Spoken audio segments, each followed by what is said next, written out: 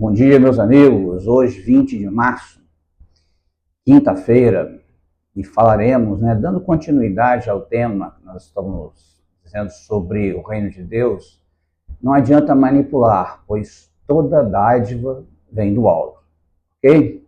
Então vamos lá. Como fora dito antes, em alguns vídeos, o reino de Deus não se resume, estou lembrado, a comida nem a bebida, e sim de tudo que provém de fé.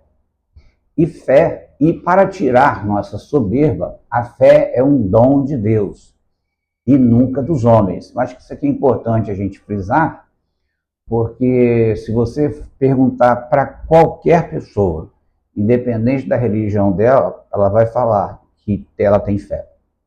Não importa o Deus que ela creia, ou não importa. Tem gente que tem fé até na fé.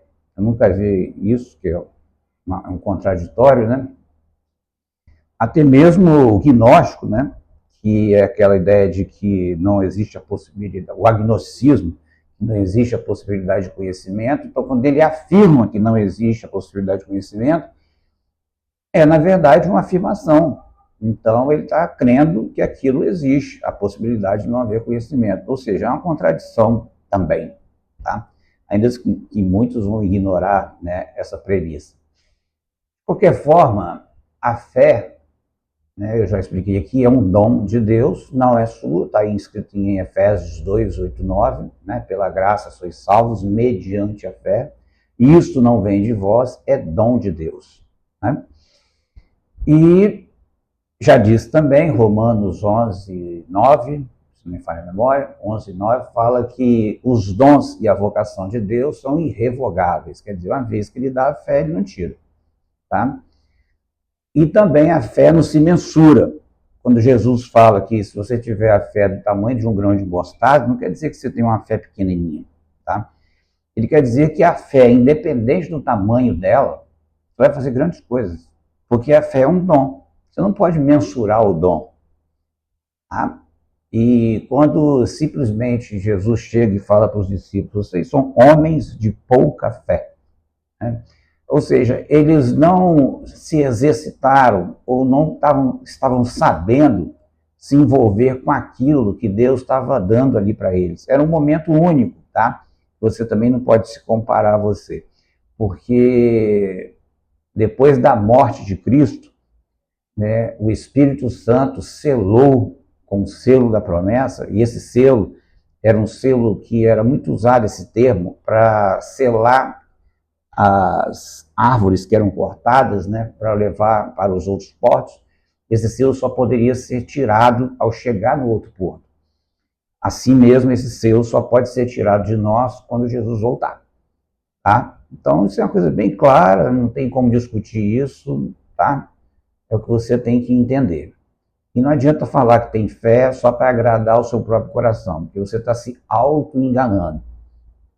Fé é como diz lá em Hebreus 11, 1, diz assim, fé é o firme fundamento das coisas que se esperam. Você tem um fundamento em algo que você espera.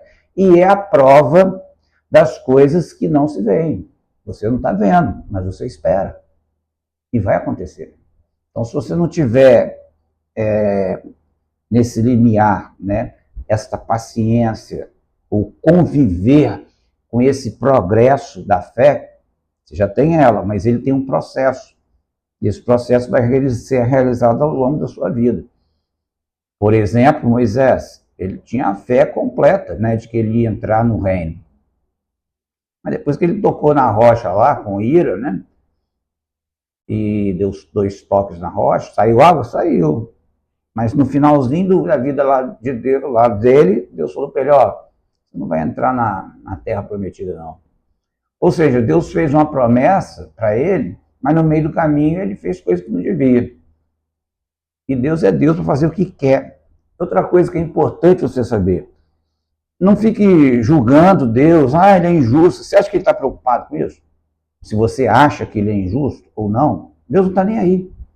Entendeu? Ele vai fazer o que ele quer, você gostando ou não. Tem gente que acha um absurdo falar isso, porque Deus é bom. É bom só para satisfazer os seus desejos? Eu acho que não. Então, é melhor você se acostumando que ele é um Deus de amor, mas ele é um Deus consumidor. Ele é um Deus de juízo. Então, não é bom brincar com Deus, tá? Fique atento a isso, ok? Romanos 14, 23, para corroborar o que nós falamos agora. Mas aquele que tem dúvidas, repara, é condenado se comer. Lembra a questão da comida, né? Porque o que faz não provém de fé. E tudo que não provém de fé é pecado. Percebeu a questão lá do não comer, né? O que faz, como eu falei, se foi dedicado aos deuses, né, da época. Então, eu já expliquei tudo isso. O ignóbil, né, ou o que ignora, o ignorante, sempre espera a sua reação semelhante à ignorância dele. Ou seja, ele está sempre esperando um resultado. O resultado é um só, a sua própria ignorância, tá? Evite alimentar seu pecado apenas e se cale, tá? Romanos 12, 21 diz, não te deixes vencer do mal, mas vence o mal com o bem. Esse texto é muito lindo porque o verbo vencer aqui está, ele é Nick, né? A palavra regular dele, mas ele está aqui no Nikal, está escrito Nikal. E é a mesma palavra, como eu já falei para vocês, do tênis Nike, né? É N-I-K-E. Só que em grego você não vai falar Nike, você vai falar Nick, entendeu? E é aquela asinha que tem do lado. Essa asinha que tem do lado está falando da deusa da vitória. A deusa da vitória que está no panteão grego. Um americano, que eu não lembro o nome dele, foi lá, viu aquilo ali e bolou marketing para os seus tênis e botou a asinha do deusa da vitória. Aí, dando a ideia é o seguinte, que quem usa aqueles tênis vai voar, né? Vai... Obviamente que isso aí é tudo questão de marketing, tá? Não tem nada a ver com cultuar Deus, nada daquilo, deuses, nada a ver com aquilo. Mas, de qualquer maneira, você está sabendo da origem da ideia do cara, tá? E o próprio Jesus usou esse verbo quando ele falou bem assim, não tem mais, eu venci o mundo. O venci o mundo ali é Nical também, é Nick.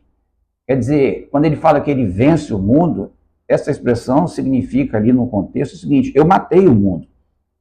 Né? O mundo é para cair fora. E as pessoas têm um problema sério com isso por causa de João 3,16. Eu amei o mundo e tudo que no mundo há. Entendeu? Então você precisa entender esses verbos, em que posição que eles estão colocados. Tá?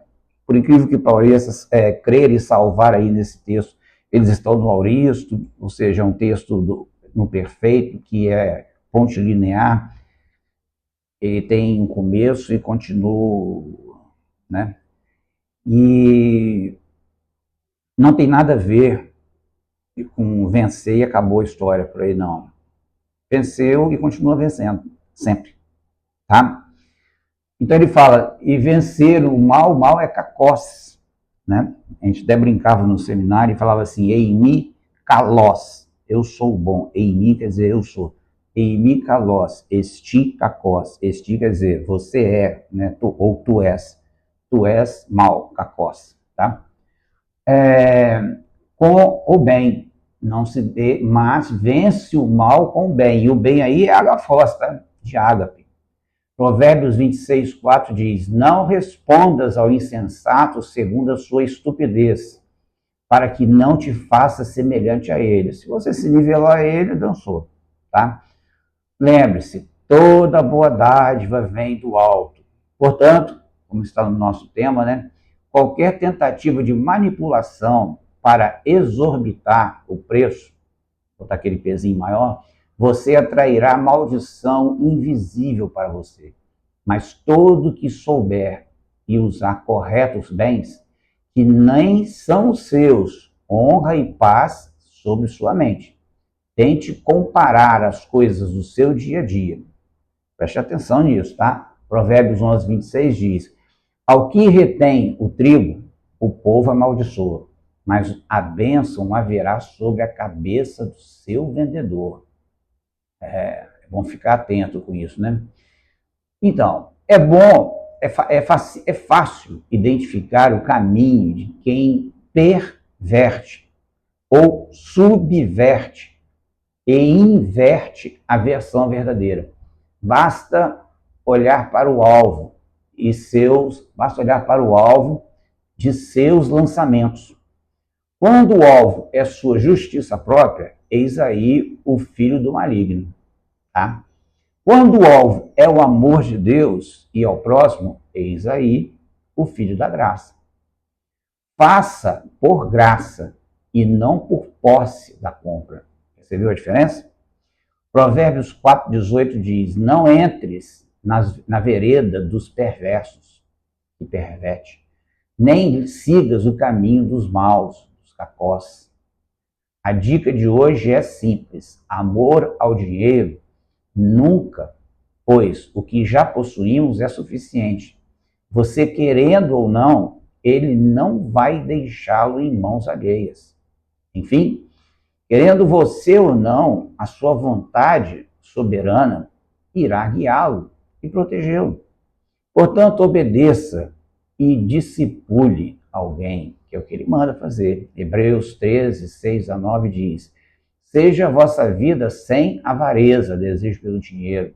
Contentai-vos com as coisas que tendes, porque ele tem dito: de maneira alguma te deixarei, nunca, jamais te abandonarei. Assim, afirmemos confiantemente: o Senhor é meu auxílio, não temerei nada que me poderá fazer o homem. Nem nada. Que Deus te abençoe, te dê forças e use para a glória dele. Que você tenha um dia abençoado sem manipular, pois toda boa dádiva vem do alto, não vem de você. Tá? Não pense que você é a fonte da dádiva. A fonte sempre vem do alto. E cuidado, porque às vezes você acha que é o demônio, né, que está atrasando a sua vida ou te dando uma ferrada mesmo. E às vezes é o próprio Deus que está fazendo isso. Foi o que ele fez com o faraó. Para isto mesmo te levantei, faraó, para manifestar minha glória sobre ti. Já falei isso aqui. Depois da quinta praga, da sexta em diante, faraó queria libertar o povo. Vai lá e lê. Mas Deus endurecia o coração dele e ele mudava de ideia. Até na hora de ir atrás dos judeus que estavam indo embora, ele não queria ir, ele queria ficar quietinho lá, tipo assim, não quero mais enfrentar problema com esse Deus, mas Deus colocava no coração dele, vai atrás. Ele ia. Então não adianta você achar que é você que tem controle sobre a sua vida. Às vezes as pessoas cobram da gente e falam assim, mas por que você não falou isso? Eu falei para ele, não é eu que controlo o coração das pessoas. Quem controla é Deus. Se a pessoa quiser, é porque é Deus que quis. Se ela não quiser, amém. A minha função é fazer o quê? Fazer o que está escrito aqui, ó, Hebreus 11:1. Ficar firmado no fundamento das coisas que se esperam. E as coisas que você não vê, entendeu? Daqui a pouco elas vão aparecer. Entendeu? Em nome de Jesus, tenha um bom dia. Amém.